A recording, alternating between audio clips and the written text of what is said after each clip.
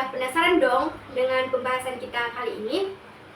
Sebelum ke pembahasan, saya Agofila sebagai pembawa acara akan mendampingi kalian dalam podcast Sastra Bicara dan ngobrolin topik yang sebenarnya udah sering banget kita dengar, tapi belum kita renungkan lebih dalam. Mengapa sih sastra masih relevan di era digital? Coba dibayangkan, sekarang kita hidup di zaman yang serba cepat. Informasi bisa kita akses dalam hitungan detik. Bangun tidur, cek notifikasi. Makan siang sambil scroll IG atau TikTok. Semuanya serba cepat dan instan. Tapi di tengah arus cepat itu ada sesuatu yang tetap bertahan dan hidup. Ada yang tahu gak apa? Kalau ada yang tahu, boleh tulis di kolom komentar ya. Betul sekali, yaitu sastra. Sastra tidak hanya kita temui di buku-buku yang tebal yang ada di rak perpustakaan, tetapi juga sudah hadir dalam bentuk web novel, puisi digital, notebook, bahkan dalam tren BookTok di TikTok. Untuk membahas ini lebih dalam, saya nggak sendirian loh. Sudah hadir bersama kita seorang pecinta sastra, penulis, dan juga seorang yang paham banget tentang literasi digital, yaitu Kak Ersa Modestaneni. Halo Kak Ersa. Halo Kak Vila, halo semuanya. Seru banget akhirnya bisa ngobrol di Sastra Bicara. Langsung aja ya Kak, kita bahas kenapa sih sastra itu masih relevan di era digital? Wah, pertanyaannya bagus banget. Sastra itu menurut aku adalah cermin kehidupan.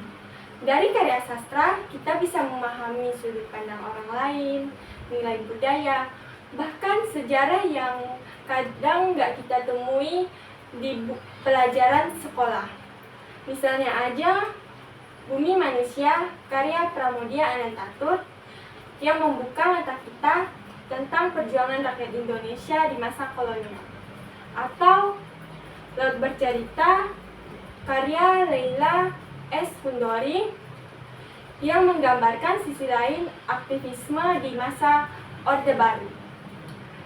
Sastra mengajarkan empati, memperluas wawasan, dan membuat kita berpikir lebih dalam.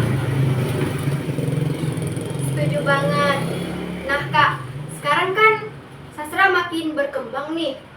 Dulu orang baca novel dalam bentuk buku fisik. Sekarang sudah hadir web novel dan audiobook. Saya ingin bertanya nih sama Kak Ersa, boleh gak? Boleh.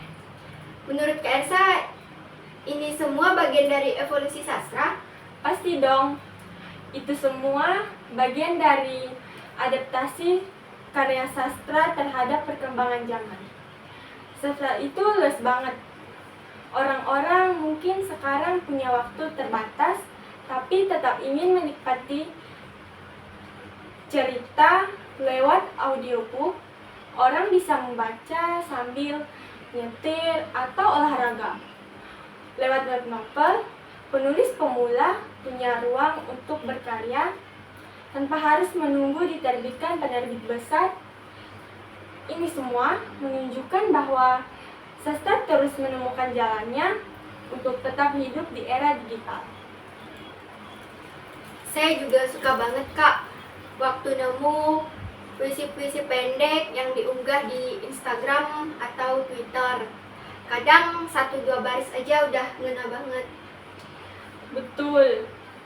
Itu disebut mikroliteratur, karya sastra dalam format pendek, puisi pendek, flash fiction, dan quotes inspiratif yang estetik di media sosial juga termasuk karya sastra modern. Nah, masih banyak nih yang ngira atau bahkan berpikir bahwa sastra hanya ada di buku. Padahal sebenarnya sastra bisa kita temui di mana-mana ya Kak? Benar. Lirik lagu, film, naskah drama, Bahkan iklan komersial, semuanya bisa mengandung nilai sastra. Coba deh perhatikan lagu-lagu Efek Rumah Kaca, Kunto Aji, atau 420, liriknya puitis dan syarat makna.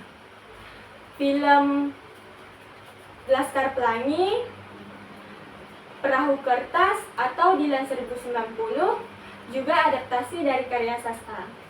Bahkan Tren BookTok punya karya-karya sastra klasik seperti Pride and Prejudice atau The Great Gatsby kembali viral. Wah, ya juga ya. Jadi kita sebagai pembaca dan penikmat sastra juga bertanggung jawab untuk menghargai karya ya Kak? Betul banget. Hargai karya penulis, sebutkan sumbernya. Jangan takut untuk rekomendasi ke orang-orang tentang bacaan yang bagus. Itu juga bentuk apresiasi kita terhadap karya sastra. Baik Kak, sebelum kita masuk ke penutup nih, saya ingin mengajak Kak Ersa ke segmen seru, Tanya Cepat. Nanti Kak Ersa jawab secepatnya ya, siap? Siap banget loh.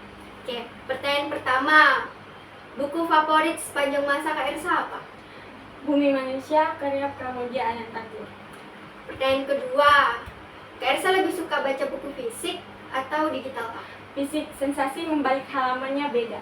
Wah. Pertanyaan ketiga. Kalau Kak Ersa disuruh rekomendasiin buku sastra untuk pemula, kira-kira apa Kak? Perahu Kertas karya D. Lestari. Wah, keren. Pertanyaan keempat nih. Kalau Kak Ersa bisa nulis novel sendiri, kira-kira genrenya apa Kak? Realitas sosial biar lebih dekat dengan kehidupan kita. Dan terakhir nih Kak, cerita terakhir yang bikin Kak Ersa nangis. Laut Bercerita, itu bikin nangis sumpah. Wah, keren banget Kak. Teman-teman, seru juga ya obrolan kita pada hari ini. Dari tadi kita sudah bahas banyak hal tentang sastra dan bagaimana sastra tetap relevan di zaman yang serba cepat ini. Sastra bukan hanya soal buku-buku tebal, tapi juga sudah hadir di layar ponsel kita, di musik yang kita dengarkan, bahkan dalam film yang kita tonton. Sastra mengajarkan kita banyak hal, termasuk mengajarkan kita untuk memahami hidup, memahami empati, bahkan menghubungkan kita dalam banyaknya perspektif. Sebelum kita tutup, boleh dong Kak Ersa kasih pesan buat teman-teman yang mau mulai membaca atau bahkan menulis sastra di era digital.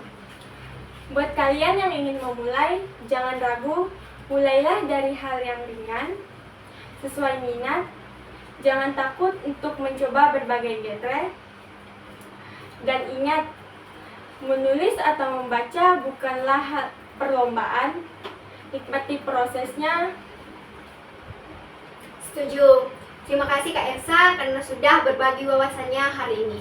Sama-sama Kak Pila, senang bisa ngobrol di sini.